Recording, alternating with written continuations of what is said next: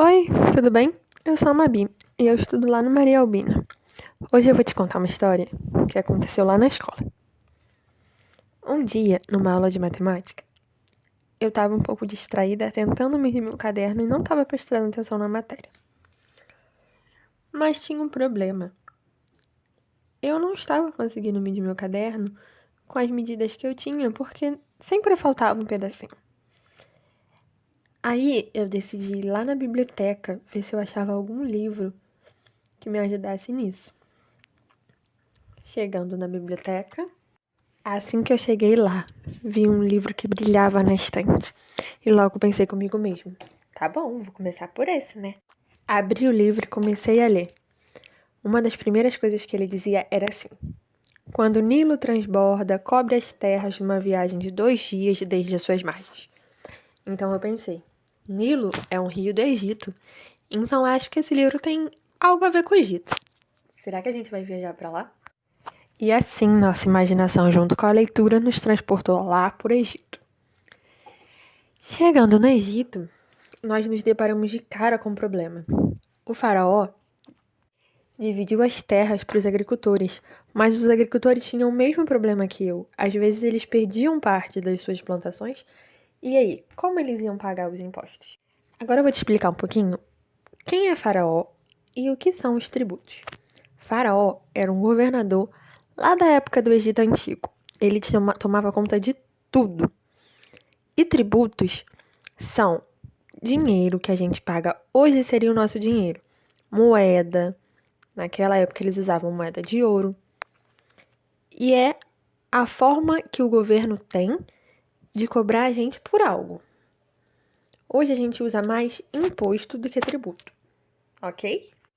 Mas a questão dos agricultores era a seguinte: o Nilo enchia e cobria as terras. Lembra lá do começo da nossa viagem?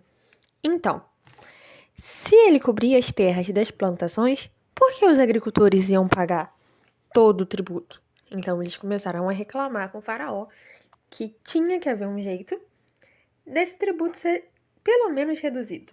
Para fazer o cálculo desses impostos, o faraó mandava estiradores de corda nas plantações para medir quanto cada agricultor tinha que pagar. Pensando nisso, o faraó, que não era bobo, resolveu o seguinte: já que eles iam lá com as cordas, por que não fazer medidas menores dentro de uma medida já estipulada pela corda? Agora a gente vai ver como funcionava isso mais ou menos. Rapidinho. Prestem atenção nisso.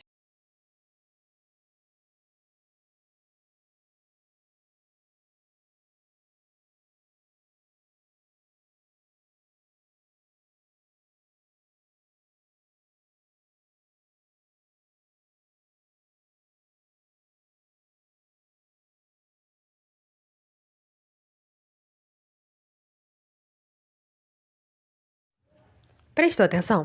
Então, era desse jeito que os estiradores de corda faziam para tirar a medida exata para saber quanto que o faraó ia cobrar dos agricultores.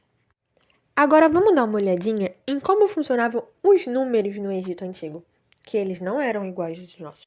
O número 1 era representado por esse tracinho aqui, o 10 por essa chave de fenda aqui. O número 100, o 100 era uma espiral, o 1000 era uma flor de lótus e o 10.000 era um dedinho inclinado.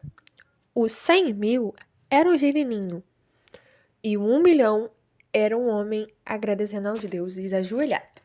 Esses são os desenhos, mas eles escreviam assim, ó.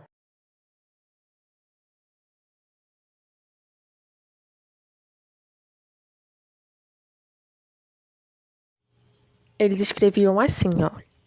O número 23 eram 2 fendas e 3 tracinhos.